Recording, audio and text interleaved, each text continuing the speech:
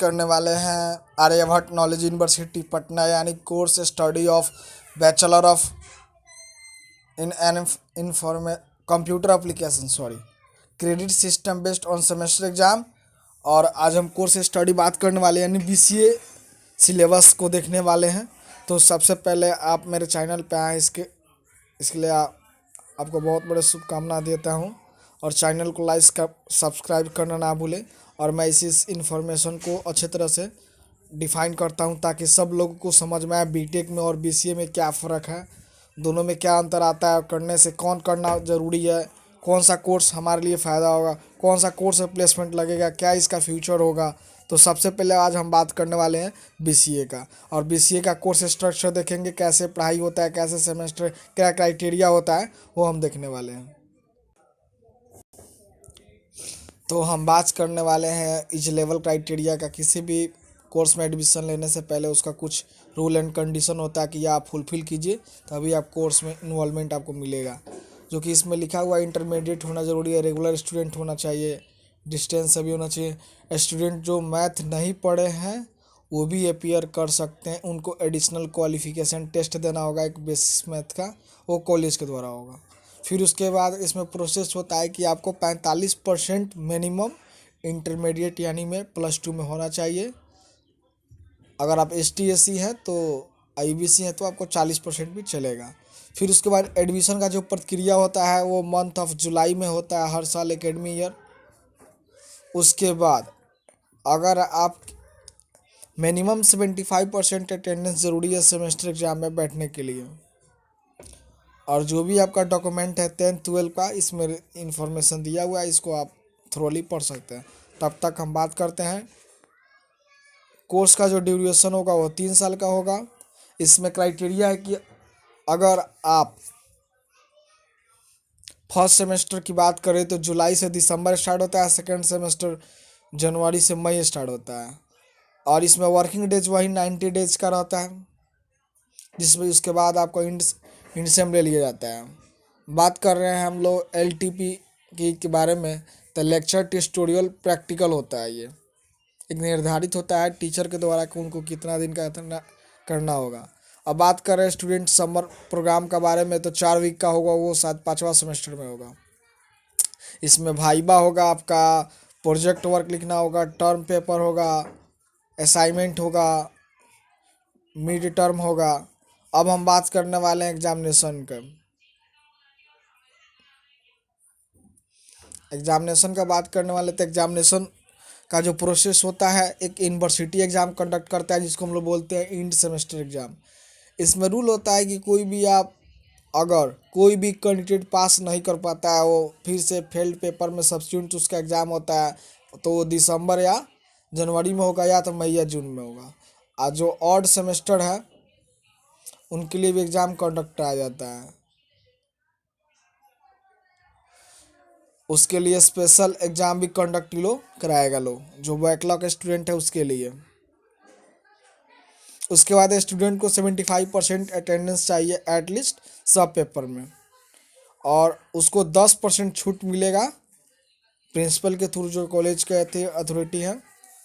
उसके बाद पास करने का इसमें क्राइटेरिया जो होता है कि अगर आप पर सेमेस्टर 5 CGPA से कम लाते हैं तो आप नेक्स्ट सेमेस्टर के लिए एलिजिबल नहीं हो पाएंगे। अब बात करने वाले हम लोग इवैल्यूएशन क्राइटेरिया के बारे में, कितना मार्क्स का एग्ज़ाम देना होगा, क्या प्रक्रिया है, कैसे होता है। आज हम लोग बात करते हैं सबसे पहले पेपर की। पेपर आपका 100 मार्क्स का होगा, जिसमें 60 मार्क्स आपका इंड टर्म एग्ज़ाम होता है।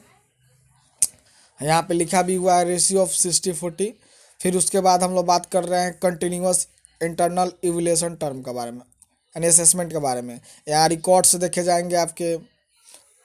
उसके बाद आपको उसमें 40% नंबर चाहिए यानी 16 मार्क्स। अगर कोई बच्चा इंटरनल असेसमेंट में फेल हो जाता है तो उसको रीटेस्ट और असाइनमेंट के साथ जमा करना होगा यानी सबमिशन करना होगा कॉलेज जो अथॉरिटी है उनको। डिग्री आपको पूरा निर्धारित 3 साल में मिल जाएगा, इसमें कोई तरह का बाधा आपको नहीं आएगा। और पूरे 3 साल कंप्लीट करने के बाद आप BCA का डिग्री आपको मिल जाएगा। आज हम बात करने वाले हैं कितना मार्क्स कितना लाना होगा। जैसे कि हम बात कर रहे थे तो यहाँ पे आप देख सकते हैं कि यहाँ पे टोटल पेपर 100 का होने वाला है। और क्रेडिट, बीसीए एक ऐसा कोर्स होता है, इसमें देखते हैं किसका ज़्यादा क्रेडिट है उसको ज़्यादा हम लोग पढ़ते हैं, ताकि उसमें स्कोरिंग और सीजीपीए इंक्रीज करने का ज़्यादा चांस रहता है हमारे पास। बात कर रहे हैं मिड मिड टर्म इसका, तो 40 का होगा और इंड टर्म 60 का होता है। अब बहुत लोगों को कन्फ्यूजन होता है कि हम कितना मार्क्स लाए 60 में पास करने के लिए। तो आप 40 में जब 16 लाते हैं, यानी 40% का बात हो रहा है यहाँ पे, तो आप 60 में आपको 40% लाना होगा।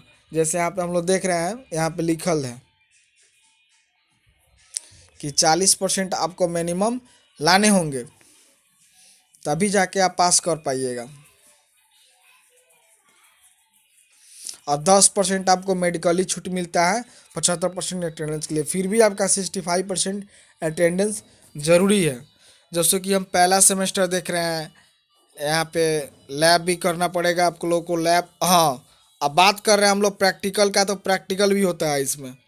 प्रैक्टिकल आपके होते हैं इंटरनल 20 के और एसी 30 का। इसमें viva, internal viva, external viva, बहुत सारे भाईबा, असाइनमेंट, लैब असाइनमेंट, कुछ प्रोजेक्ट के भी मार्क्स इसमें दिए जाएंगे आपको।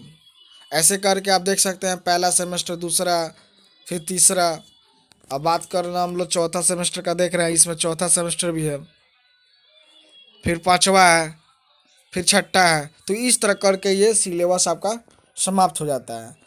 अब हम बात कर रहे हैं कि कौन से पेपर कहाँ कैसे पढ़ाई होता है। जैसे आप अगर आप बीटेक कर रहे हैं कंप्यूटर साइंस इंजीनियरिंग से, तो वहाँ पे आपको मुख्य 4, 5, 10 पेपर का नाम बताएंगे जो इससे मिलता जुलता लगभग रहता है, सिमिलर। जैसे पहला पेपर हमारा है programming in C, programming in Java, programming in C plus, data structure algorithm, database management system, computer organization architecture. ये सभी पेपर आपको देखने को मिलेगा। फिर उसके बाद आपको देखने को मिलेगा इंग्लिश, यानी सॉफ्ट स्किल आप पढ़ रहे हैं, प्रोफेशनल स्किल डेवलपमेंट पढ़ते हैं बीटेक में, ह्यूमन बिहेवियर पढ़ रहे हैं आप, पाइथन पढ़ ही रहे हैं। उसके बाद आप बात कर रहे हैं हम लोग इंग्लिश भी, वहाँ हम लोग पढ़ ही रहे हैं, तो इंग्लिश भी यहाँ भी आपको पढ़ाया जाएगा। वहाँ भी फर्स्ट सेमेस्टर में ही इंग्लिश आपको पढ़ना है। मैथ पढ़ना ही पड़ेगा, मैथ यहाँ भी है, वहाँ इंजीनियरिंग मैथ है, यहाँ भी मैथ है। उसके बाद हम लोग बात कर रहे थे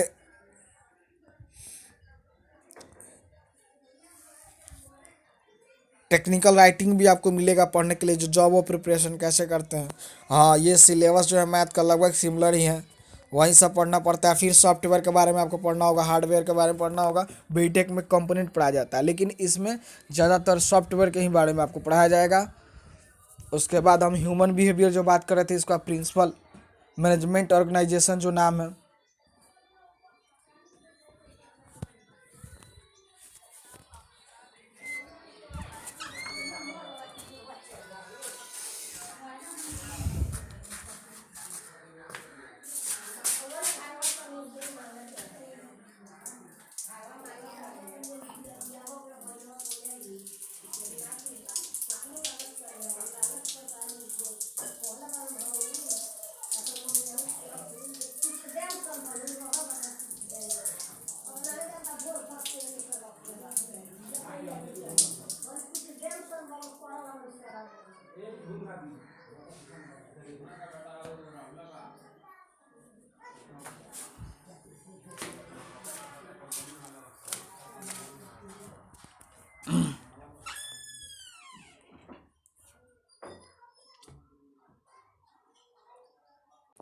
उसके बाद हम लोग सॉफ्टवेयर के बारे में पढ़ते हैं। उसमें सिस्टम डिज़ाइन कैसे होता है, सिस्टम एनालिटिकल कैसे होता है, ये सभी इस कोर्स के अंदर आपको पढ़ना होगा। सॉफ्टवेयर इंजीनियरिंग, फिर मैथमेटिकल न्यूमेरिकल कैलकुलेशन, ये सभी आपको पढ़ना पड़ेगा।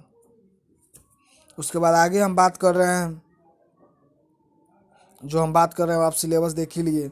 फिर इसके बाद सी प्रोग्रामिंग तो आपको सबको पढ़ना होगा। हाँ, ऑपरेटिंग सिस्टम भी पढ़ना पड़ेगा। ऑपरेटिंग सिस्टम बहुत इंपॉर्टेंट माना जाता है।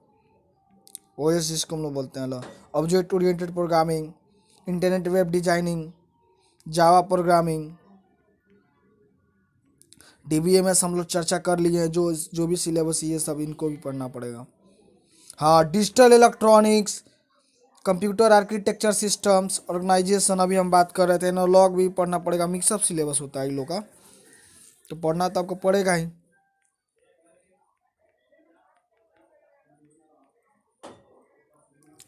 डेटा स्ट्रक्चर हम लोग बात कर रहे थे, file, graphs, statics, probability, math में ये सब पढ़ना पड़ेगा। विंडो प्रोग्रामिंग पढ़ना पड़ेगा, graphic, multimedia, computer network BTech को भी पढ़ना है, इन लोग को भी पढ़ना है। HTML, वेब डेवलपमेंट, ई कमर्शियल, ये भी पढ़ना पड़ेगा आपको, ये बीटेक का सिलेबस है। आज हम चर्चा करने वाले हैं गेट का जो कोर पेपर होता है वो CS का, अब आज हम बात कर रहे हैं। सबसे पहले engineering mathematics, general aptitude test, ये कॉमन है सब ब्रांच को है। फिर उसके बाद digital electronics, data structure, algorithm, C programming, computer architecture, operating system, computer network, DBMS, formal automata theory यानी TOC, theory of competency, compiler designing, computer network, operating system, discrete math, ये सब जितने भी हमने टॉपिक का नाम लिया अभी, ये सब आपको पढ़ना पड़ेगा। धन्यवाद। अब आपको अंतर पता चला गया होगा कि बीटेक और BCA में क्या फ़र्क है।